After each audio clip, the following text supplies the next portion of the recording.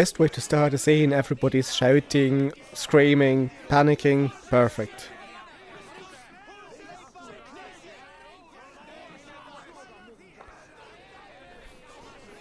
Yeah, we are again on our way to meet with Ceolbert, the son of Ceolwulf, who never existed, but who accompanies us throughout this story.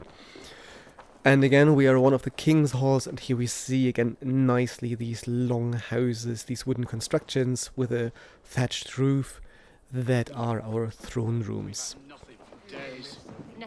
And here we are. It's all I could find. Smells good, that. There you go, young man. Come on, boy. And now Ceolbert seemingly learns how to fight.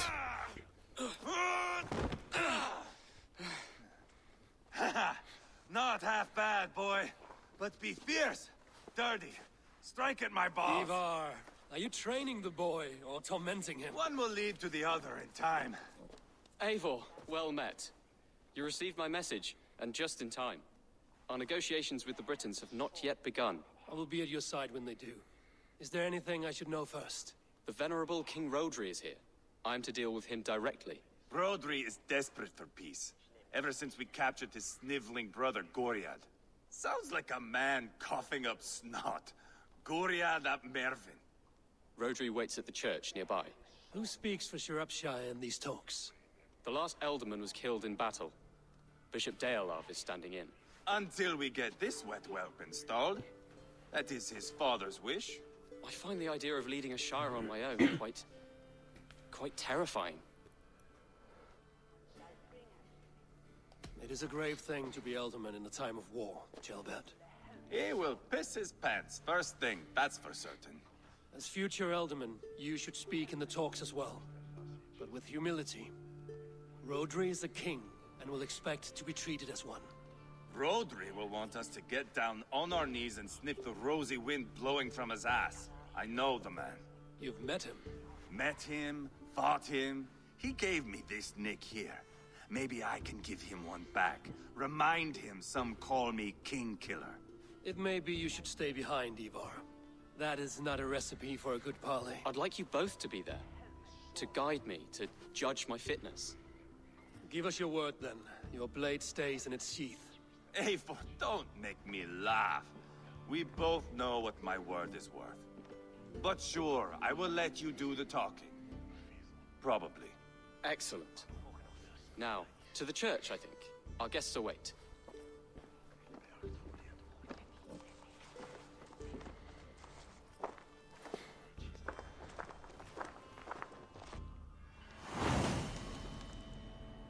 The Book of Dragons.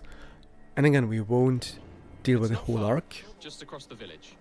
We've been at war with the Britons for coming on 2 years. The Britons had the best of it. Tell me and my berserkers plowed through their ranks and chased Rhodri's brother into a ditch. That's Sorry. why Rhodri's talking peace now. It's thanks to Ivar. I am going to enjoy seeing him squeal, the old oak. Not nearly as much as taking him down, though. That would seal my legacy. Your legacy? As King Killer. They do not all get away like Borgred did, Wolf-Kissed. Keep the peace, Ivar. What has become of your preening brother? Oh, my brother. He parted. His road is unsure. You are better off leaving that sauntering Pole in your wake. We could have walked that bit, you know. Yeah, and what we've seen is this stereotypical representation of the Vikings. King Rhodri are ensconced in the church ahead. These houses of Christ, they are all so hard and cold. Yet within his warmth, the Christian God unites King Rhodri, Bishop Ceolwulf, and myself. On his ground, peace will be made. Yeah, they really sound peaceful. That really sounds like peace talks. So yeah, it's really stereotypical. Ivar Ragnar's son is depicted as the stereotypical Viking as it is expected by a contemporary audience. He's violent, he's bloodthirsty, he wants to fight above everything. But given that the Vikings formed the Danelaw, that they had a king, that they had some kind of democratic system established in Iceland by the year 1000. Given that they were also mainly farmers and that they had a very developed legal system. I mean, the term law of present-day English goes back to a Old Norse term, lagru, meaning, law. They are not what Eva was presented here as, but we have basically our stereotypes. We have the bloodthirsty pagan, and we have our diplomatic Christian Anglo-Saxon. Of course, it's a bit of a simplification for the characters, but it's to make sure that we know Ceolbert is a really nice guy and that Ivar is dangerous. So, in a way, typical literary tropes here. A few names that we've heard about we'll encounter now, and most of them are actually historical figures. Now let's get out of the shouting. Explain to the good bishop our position. Yes, my sovereign. Bishop Deorlav. We are deaf to offers of peace until Guriad is returned to us. The king's brother. The king's brother is a mouldering sack of cow dung. You. I know your face, your stench. Ivar, the one they call boneless. Did I not gift you that scar myself? Ah, you did. And I mean to gift you a gash, you reeking piss pot in your fat fucking skull. Hold, both of you. We encounter King Rhodri of the Britons. So what is mostly forgotten of the time of the Viking invasion is that there was another party on Great Britain. We have the Anglo-Saxons with all their kingdoms, at the time here 4 kingdoms left of the Heptarchy. We have the Danes, well, our protagonist here, and Ivar, and we still have the Britons. In today's Wales, for example, so we still have some kingdoms of the original Celtic population. And here we actually encounter some of them. King Rhodri, the one on the right side here, Rhodri Mawr of Gwynedd, Gaelic names, was a real king. He was king from 844 to 878, and he was later killed in a battle against the English. The English troops, supposedly, or probably, led by King Ceolwulf II. So the father of Ceolbert, who is accompanying us here, is said to have defeated Rhodri near Anglesey, and Rhodri was then exiled to Ireland. And the father, who was also mentioned before the text, Mercia of Gwynedd, existed as well. But here we only have a name, we don't know much about him. Yeah, we are here for peace. Let's not escalate this in the beginning. Time for keeping grudges. We're here to smooth the path to peace. Peace, peace, peace. Not with this bag of Britain slop. On that, we are agreed. Now, calm everyone. Good faith is all I ask. You know my demands. Until my brother Gwynedd walks free, peace between us is impossible. He is lucky he can walk at all. Fell on his own blade, fleeing from us. I will soon help you fall on yours. Husband, keep your head. It is in our interest to find a way to peace, all of us. First, my brother. First, your head on a pike. Then the runt goes free. That really is good peace Husband, talks. no! Enough! This is a house of God. Let us take some few minutes to gather ourselves, shall we? Eivor, to me, I do not know you well, but Ceolbert believes you a steady head. We need such a one. It may be too late. I see the crows of war gathering. I have a hefty sum of silver. Typical of the church. If the silver will help one bring us toward peace, offer it to them. So, now we've talked to Deorlav, where here he's going. Is it? No, that's not him. Yes, that's him. Bishop Deorlav. You are wasting time. Ivar, I'm talking. Was a medieval bishop of Hereford. He was consecrated between 857 and 866 and died in somewhere in the 880s. So there was a Bishop Deorlav who lived at the time the game takes place. whether he was invested in any peace talks between the Britons, Anglo-Saxons or Danes. This is not recorded, however, at least the name, so the figure itself, he existed. Where was our... Here we have Ceolbert, let's ignore him for a second.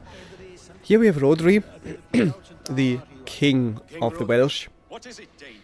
I wish to help you to peace. I will not talk of peace until my brother Gwynedd is returned to me.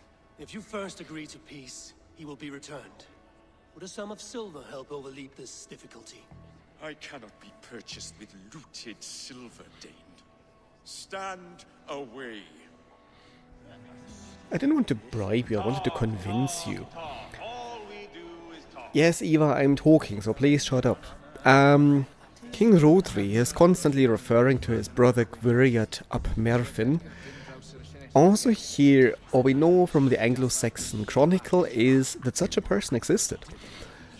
He was a 9th century prince of Gwynedd, so a province in northern Wales.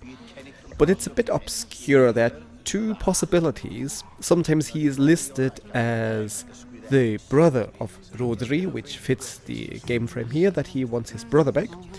But there are also texts that list this Gwynedd as this Rhodri's son. This is disputed, and the sources are really vague on that. So we know that both these existed. He truly was a king of the Welsh.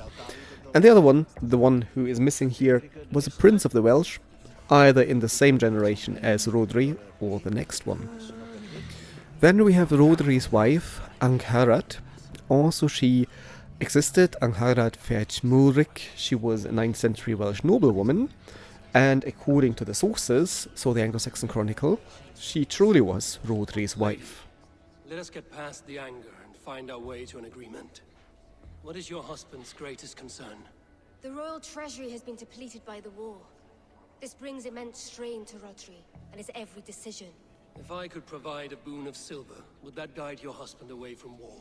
A replenished treasury would certainly help my husband come to peace.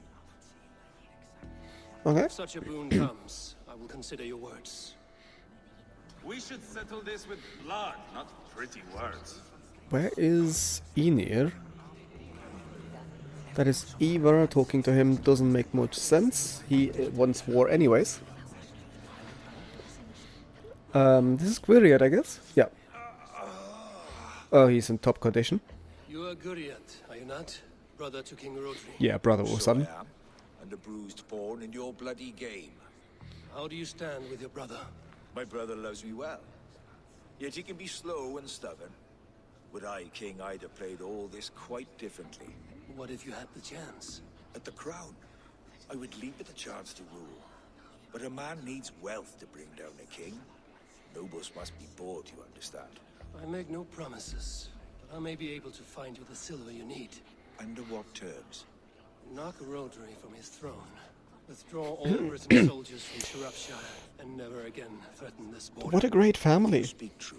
I would make that bargain gladly. I will see about the silver. Rhodri wants his brother back, and the... Ivar, please calm down, would you? I wanted to talk to Enir. You are with Rhodri, yes? Yeah, one of the his advisors. I am that. Anir ap Cadfarch by name. Address me proper.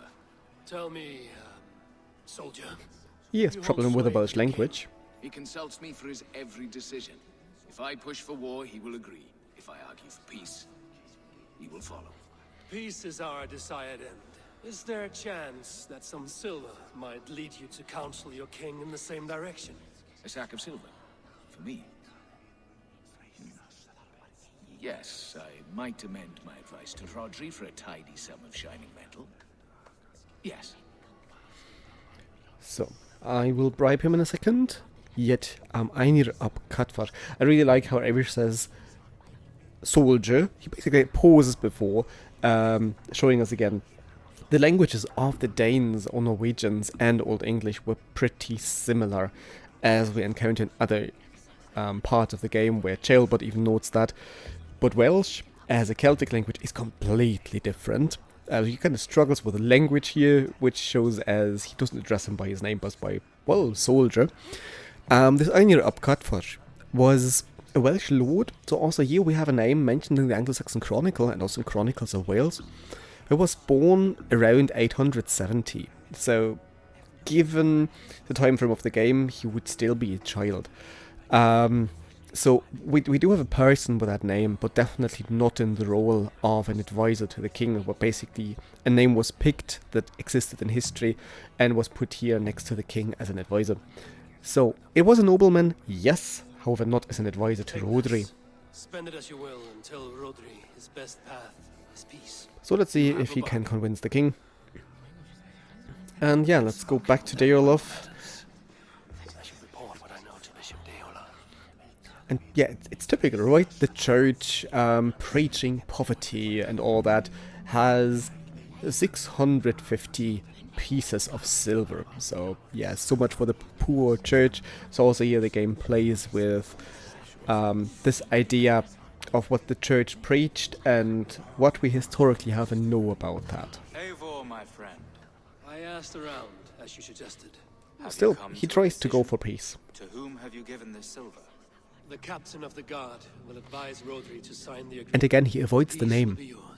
Let us pray Rhodri takes his advice. It's the captain of the guard. It's not Einir ap Cadfar. I challenge you. Single combat now. Boneless Ivar. Ivar the Boneless is also one of the name of Ivar in the Eddic You writings. cannot kill me. A dragon will be my death, as my seers have foretold. And your brother. Does your destiny guard him? Gwynedd! By God Almighty, That I'll escalated get to quickly. safety. Go quickly. Kill the boneless one. Paint this chapel with his blood. So much for peace talks. Yeah. Great.